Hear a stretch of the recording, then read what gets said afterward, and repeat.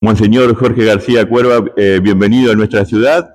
Eh, bueno, lo trae una cuestión familiar a Sarmiento, ¿no? Exacto. A Capitán Sarmiento siempre me trae una situación familiar que es que mi hermano menor, Federico, está casado con una hija de Capitán Sarmiento, ¿no? Que es con la familia de mi cuñada. Entonces, bueno, como la familia de mi cuñada es de acá, entonces por eso es que venimos acá. En general, hemos venido para los bautismos, ¿no? Ellos tienen dos chiquitos y entonces, bueno, en ocasión de los dos bautismos es que estoy acá.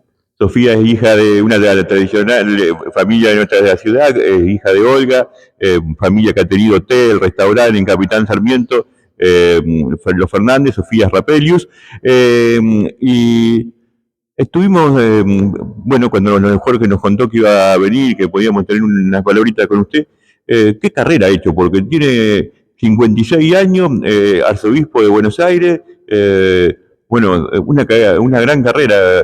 Y le da tiempo para pensar la iglesia a futuro también. Ha sido un gran estudioso de la teología usted. ¿Qué iglesia sueña para dentro de 25 años?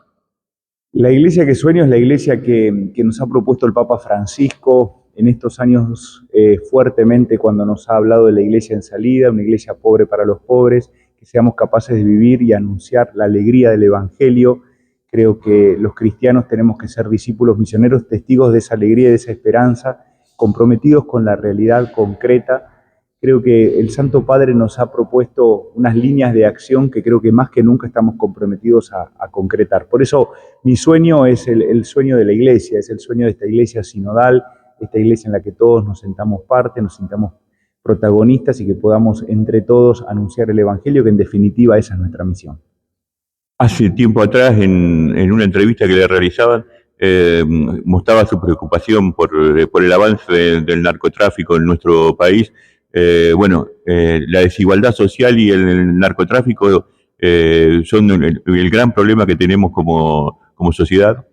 Yo creo que en realidad la Argentina vive una situación de una crisis que es casi crónica desde hace muchísimos años, que se ha ido acrecentando y que si bien los índices de pobreza han disminuido, hay una pobreza, digo yo, el núcleo más duro de la pobreza que se mantiene con un número de marginalidad muy importante, de indigencia, y donde los jóvenes más vulnerables, si el Estado se retira, son víctimas de un Estado que se conforma, que es el Estado narco, ¿no?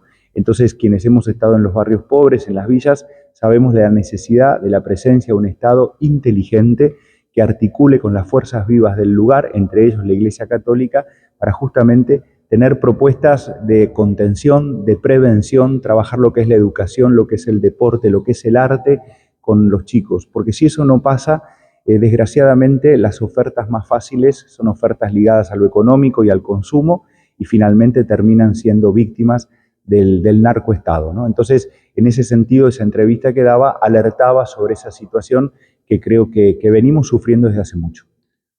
El estado de segmentación social que tenemos desde hace mucho tiempo y que se acentuó mucho más en estas últimas décadas, bueno, es contraproducente también para eso que usted está hablando y que propone como la alternativa, la solución.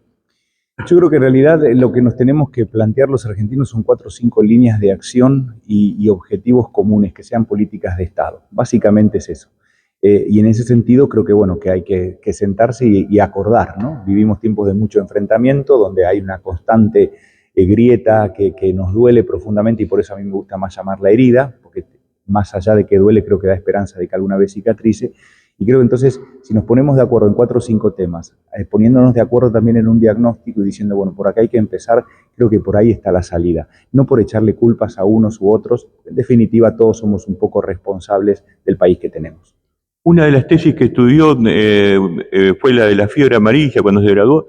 ¿Imaginó alguna vez que iba a tener una pandemia ahí nomás, a la vuelta de la esquina? Usted que había, bueno, estudiado tanto una de las peores pandemias que tuvo nuestro país. No, no lo había pensado, sin embargo, lo interesante fue que habiendo elaborado esa tesis sobre la epidemia amarilla en 1871, uno descubre cómo las conductas sociales se repiten. De hecho, muchas de las conductas sociales de aquella época se repitieron en la pandemia de COVID-19. Aquellos que negaban la enfermedad, también sucedió hace 150 años. Aquellos que se comprometieron y se enviaron a trabajar con otros, aunque eran muy diferentes ideológicamente, como también sucedió en la pandemia nuestra. fantasmas de decir que cómo se podía contagiar la enfermedad y entonces no había seguridades médicas o científicas de cómo era la cosa, toda la cuestión de los muertos y de los cementerios, la crisis económica, el echarle la culpa a unos u otros. Bueno, realmente la situación casi en las conductas sociales era similar. Yo recuerdo siempre un libro de Albert Camus, un filósofo existencialista francés de mediados del siglo XX, le escribió un libro que se llama La peste. Leyendo el libro La peste, uno repite las conductas de la fiebre amarilla en 1871 o repite las conductas de la pandemia de COVID del 2020. Cuando abrazó la religión, este camino que lo ha llevado a ser arzobispo de Buenos Aires, me imagino que ha sido de muy chico, en aquellos años de Río Gallegos. ¿Soñaba con llegar al lugar donde llegó? No, yo en realidad me planteé mi vocación como sacerdote a los 18 años, entré al seminario y siempre mi expectativa fue ser párroco y fue lo que pude ser en la diócesis de San Isidro, fui un párroco muy feliz, así que cuando llegó esta propuesta del Santo Padre de ser obispo, en primer lugar auxiliar de Lomas de Zamora, después obispo de Río Gallegos y finalmente arzobispo de Buenos Aires, bueno, para mí fue como una enorme responsabilidad que me pedía la Iglesia y como decía San Juan 23, lo que es un orgullo y a veces un honor para los familiares, los cargos que son un honor para los familiares, para uno que los tiene son una cruz. Así que trato de vivir el poder como un servicio, como en definitiva nos pide el Evangelio.